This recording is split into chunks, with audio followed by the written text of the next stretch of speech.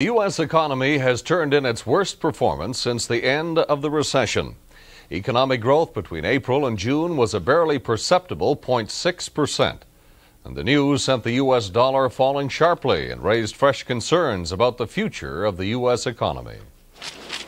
The nation's sluggish economy overtook optimism generated by the tax bill like the tortoise passing the hare, as growth in the gross national product slowed to a crawl and the budget deficit raced upward.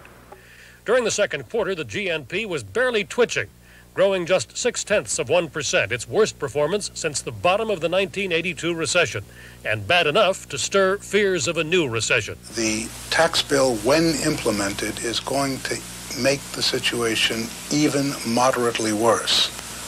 I don't know and don't, in fact, really believe anybody can tell whether that will tilt us into a recession or not.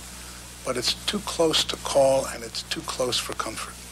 Making matters worse, congressional and White House budget officials today predicted that next year's deficit will be $20 billion over the legal target. That gives Congress a choice to fill the gap, cut spending, or raise tax revenues.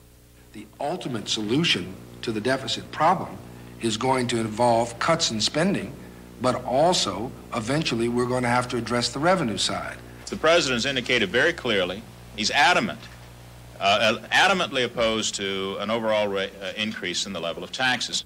In California, where the president is vacationing, his chief of staff reiterated Mr. Reagan's opposition to taxes and was optimistic despite the economic news. We were disappointed in the figures that came out today, but we think that with lower interest rates, a little more stimulus to the economy in this quarter, that by the time the year finishes, we'll be well back on the road to recovery.